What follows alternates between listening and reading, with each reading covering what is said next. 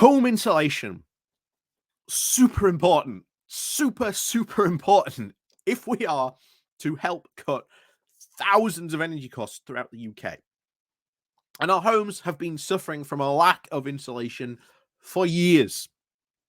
To a point where we've even had new homes built with none of this insulation built.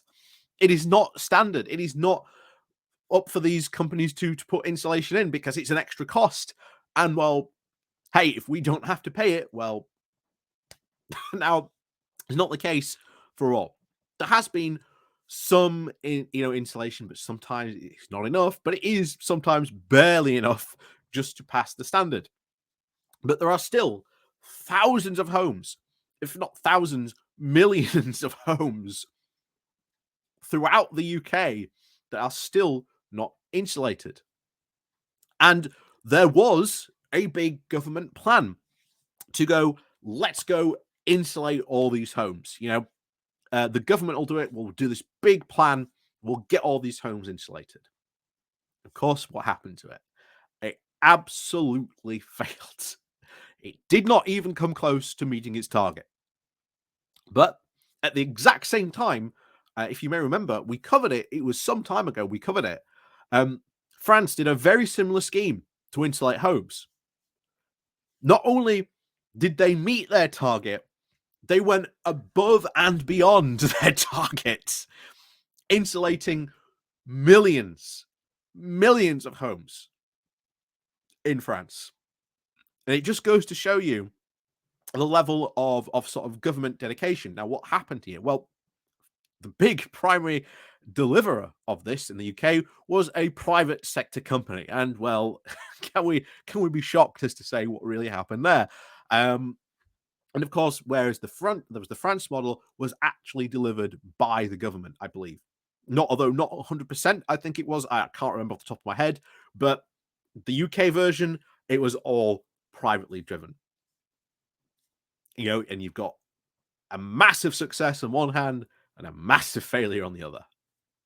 And now we're looking, according to this, if we do not start insulating homes, we can expect next year to have a massive crisis in 2023, which, considering the number of crises we've got at the moment in 2022, the last thing we need is yet more crises to add to the list. But anyway, let's find out about this new potential crisis, shall we? So let's get on with it. So, as always, please remember to hit that like, share, and subscribe button. And of course, down below, there are links to my Patreon page and a one-off donation link called Buy Me Coffee, where you can, buy me coffee. And as always, thank you very much to all those people who do help and support the channel. So, over we go to The Guardian, covering this news. With this title saying, the UK must insulate homes or face a worse energy crisis in 2023, says experts. Britain will be plunged into an even worse energy crisis in a year's time without an immediate plan to improve leaky homes and dramatically reduce the demand for gas, ministers have been warned. That says it all. Britain will be plunged into an even worse energy crisis in a year's time.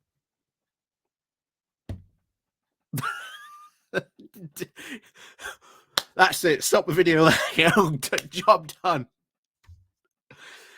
The UK ranks among the worst in Europe for energy efficiency of its homes. And according to new research outlining the new urgent need to reduce the amount of heat being wasted, experts are warning that while Liz Truss has bought the government time with a £100 billion plus package to cap energy bills, similarly expensive and unsustainable schemes will be needed unless substantial plans are improved to improve homes to reduce demand.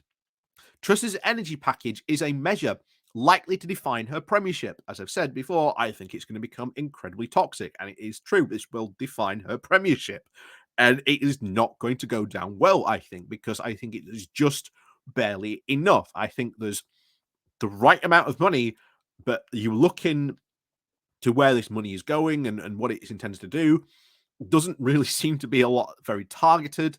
So yeah, this is going to become incredibly toxic for Truss. I think it's going to be really, really bad. I think give it a month or so, and I think this entire package will be torn to pieces and to shreds. Anyway, it is already under pressure for lack of detail. There is a further concern that additional help will be needed to target the poorest households, while the relatively short-term assistance handed to businesses will also be raised by business groups in the coming weeks, as we talked about how businesses are facing problems, and they will need more to do more. You cannot just go, well, here's this package, that's it. And that's what they're hoping. But yeah, absolutely not.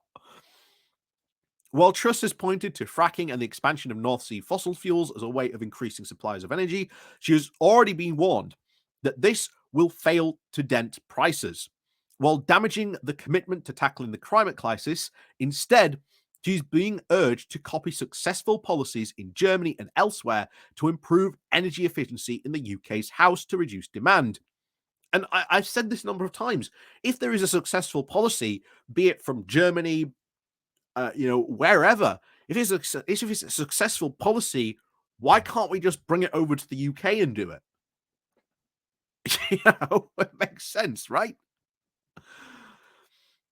The research for the Institute for Government found that the UK scored worse than other countries right across Europe with a range of climates in terms of the energy efficiency for homes.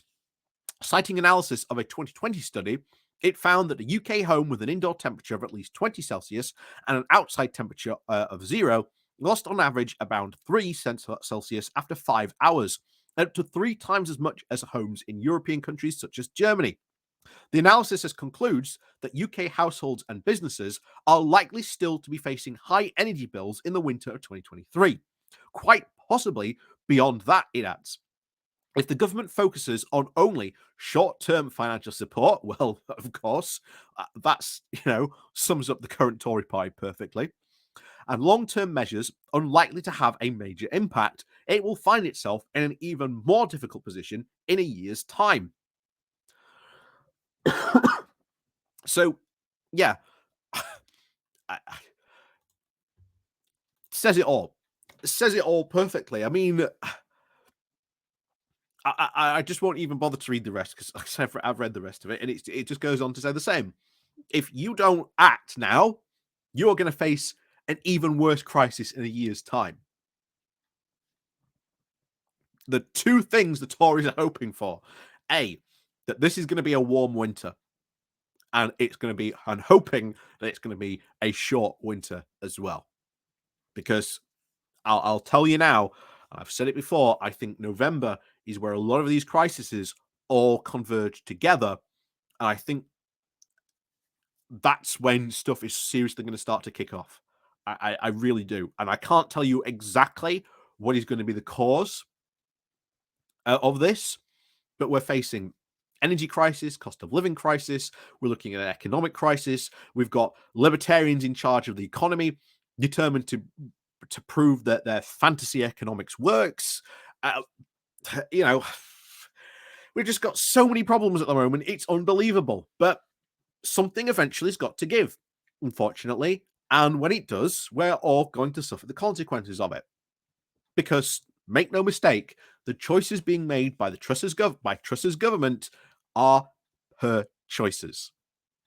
And it is entirely on her and the Conservative Party for anything that goes wrong, starting from, well, when she took office till, potentially even longer than that.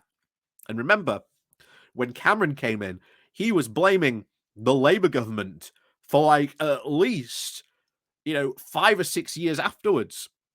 We've even had, I think it was Boris Johnson still blaming Labour governments for stuff that they had no responsibility for, like the financial crisis.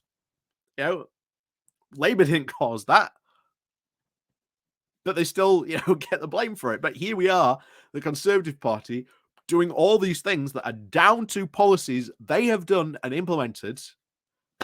It's all their fault, and they've got no one to blame but themselves. So, as always, thank you very much for watching. And of course, we'll see you all next